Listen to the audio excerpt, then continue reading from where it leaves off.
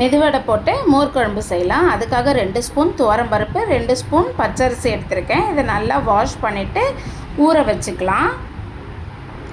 இதுக்கு தேவையான வெங்காயம், தக்காளி, பச்சை மிளகா, கருவேப்பிலை எடுத்திருக்கேன். ஒரு பேன் வச்சு எண்ணெய் ஊற்றி கடுகு போட்டுக்கலாம், ஜீரகம் போட்டுக்கலாம், பச்சை மிளகாய் போட்டுக்கலாம், காஞ்ச மிளகாய் போட்டுக்கலாம். வெங்காயம் நீல வாக்கில் அரிஞ்சு வச்சு ஒரு வெங்காயம் போட்டிருக்கேன், ஒரு தக்காளி போட்டிருக்கேன். இதை நல்லா வதக்கிக்கலாம். கொஞ்சம் கருவேப்பிலையும் போட்டு வதக்கிக்கலாம். தேவையான அளவு உப்பு சேர்த்துக்கலாம். இது நல்லா வதங்கட்டும்.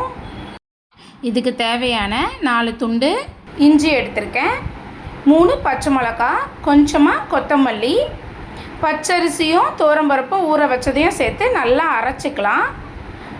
கொஞ்சம் கொரநசாக அரைச்சிக்கலாம். கொஞ்சம் பெருங்காயம் சேர்த்துக்கலாம். இது நல்லா வதங்கிடுச்சு. இந்த மாதிரி வெங்காயம் தக்காளி நல்லா வதங்கி வரணும். இப்போ இது கூட மஞ்சள்தூள் சேர்த்துக்கலாம். இப்போ நம்ம அரைச்சி வச்சிருந்த விழுதை இது கூட சேர்த்துக்கலாம். கொஞ்சம் தண்ணி கலந்து சேர்த்துக்கோங்க. ஸ்லோவாக கிளறி விட்டுக்கிட்டே இருக்கலாம். ஏன்னா இது துவரம்பருப்பு பச்சரிசி இருக்கிறதுனால கட்டியாகும். அதனால் கிளறி விட்டுக்கிட்டே இருக்கலாம். இது கொதித்து இந்த பச்சை வாசம்லாம் போட்டோம். கொஞ்ச நேரம் நல்லா கொதிக்கட்டும். நான் பால் காசி தயிராக தோய்ச்சி வச்சுருக்கேன். இதிலிருந்து இந்த மாதிரி தகில் கரண்டியில் ஒரு கிண்ணம் ஃபுல்லாக நான் தயிர் எடுத்துக்கிறேன். இந்த தயிரை நல்லா கட்டிலாம் இல்லாமல் நல்லா அடித்து வச்சுக்கலாம். இந்த மாதிரி க்ரீமியாக அடித்து வச்சுக்கலாம். அப்போ தான் நம்ம மோர் குழம்பு நல்லா ஸ்மூத்தாகவும் இருக்கும். இப்போ நம்ம அரைச்சி ஊற்றின பேஸ்ட்டு நல்லா பச்சை வாசனைலாம் போய் கொஞ்சம் திக்னஸ் ஆகிருக்கு. இது இன்னும் கொஞ்சம் திக்காகும்.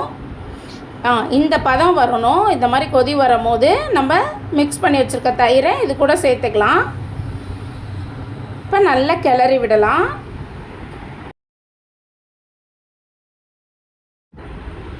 இது கூட கொஞ்சம் கொத்தமல்லியும் சேர்த்துக்கலாமா. அவ்வளோதாம்மா நம்ம மோர் குழம்பு. இது கூட நம்ம சுட்டு வச்சுருக்க வடையெல்லாம் சேர்த்துக்கலாமா.